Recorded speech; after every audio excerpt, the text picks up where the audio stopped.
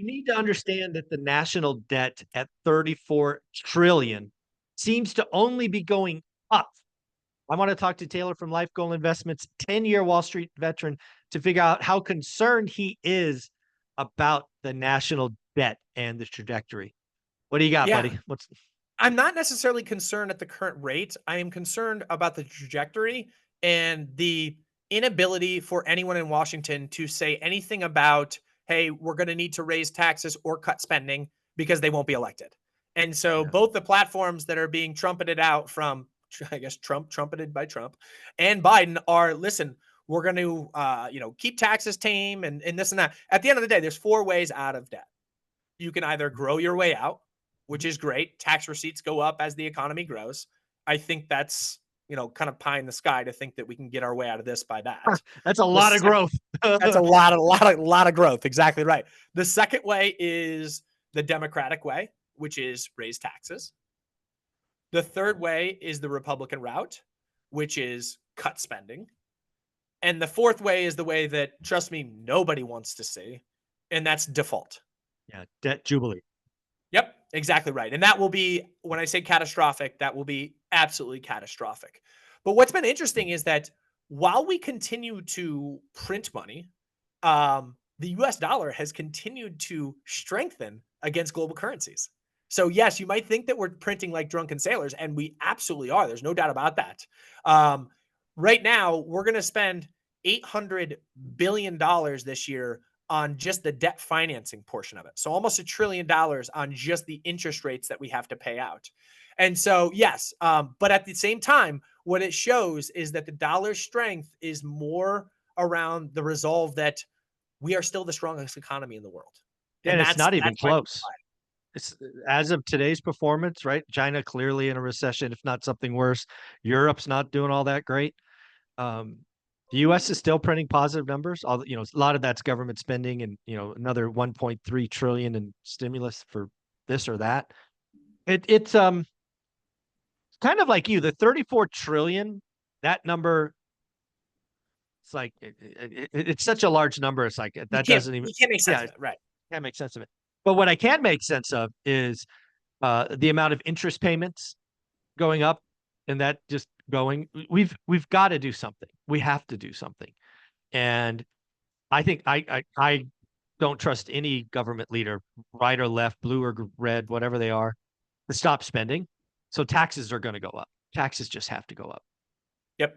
Yeah. I did a video the other day that started out with a 15-second clip of Biden's chair of economic council. And they were like, have you seen this? Explain printing of money. He's like, I can't explain it. I don't know how to do it. I saw that. It was so bad. And then I went in and explained it, and it's like, oh, they sell got it. Yeah. So anyway, if anyone needs to see what money printing is, check out our Instagram because I broke it down very quickly there. But I can make this number hopefully make a little bit more sense and contextualize the 34 trillion. And that's by comparing it to the GDP. So right now we sit at about 120% debt to GDP ratio. The only time that was higher was a 45-minute window right at COVID. But otherwise, looking all the way back, the only time we were even close to this high is post-World War II. And the interesting point of how we got out of that is it was predominantly taxed out of us. So the highest marginal tax bracket, this is like nuts. And I don't know what income threshold got you there, but the highest marginal tax bracket post-World War II with 120% debt to GDP, which we're slightly over right now, was over 90%. 90%. 91%. 91. There you go.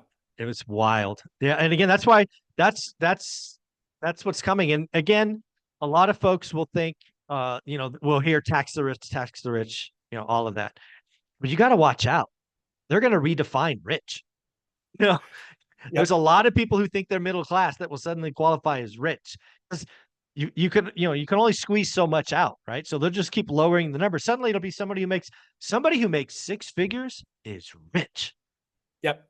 Yeah. And someone in Southern California or where you live in the Silicon Valley area making 6 figures is not rich. And I think Biden's kind of broad watermark for where taxes will begin to increase and increase meaningfully from there is that 400,000 watermark as Yeah. taxable family income. And again, it'll start there. And then Yep. it'll be 250. And then it'll be 200. Yep. Yep. Yep. And the That's how comment, so when I put this video out on, hey, here are the ways to get out of debt, the number one thing that folks bring up is stop sending foreign aid. Stop Yeah. sending foreign aid to Israel, to Ukraine, et cetera, et cetera. And listen, I'm not here to make any political statements, but that's the one that it seems, and maybe that says that, you know, the base of our followership leans Republican. I'm not sure if it says that or not. But that is the drum that's being beat the loudest right now, that people want to Yeah. stop doing, at least from our standpoint. Yeah. How about protect our borders before? Yeah. Anyways. Okay. Don't get us in a rabbit hole. Yeah. We'll just end up pissing people off. Yeah. We don't want to do that. At the end of the day, they're going to have to start having hard conversations. And just given where we are in the calendar, it will be after this election. Nobody's going to have any hard conversations until then. You know what the one good thing is, potentially? You're not going to hear them cutting, spending or raising taxes, but it'll be both their second terms. So that's true. They do have the ability to swing the bat and fix something and not worry about reelection. So let them go out there and actually do something right. You're not going to hear what right is, so you're not going to be able to, make the impression. But I would say what taxes, or what Biden would do, is raise taxes, and what Trump is going to do is cut spending on welfare, social spending, education, etc. So the Republican side is cut spending, the Democratic side is raise taxes, and they're probably going to do it to a higher degree than what they're talking about right now. Yeah, that's actually a very good point, being second terms for both of them. They both know they're playing for the last 4 years. Yep. That's actually really interesting. I had not put that together. So that's really, really cool. Taylor, you're amazing, man. You put out daily stuff on Instagram and TikTok. I don't know how you find stuff all the time. You are amazing. Where can people find you? Yeah, thanks so much for that. Find us at Life Goal Investments. We're on both Instagram and on TikTok. Thank you, buddy. Take care.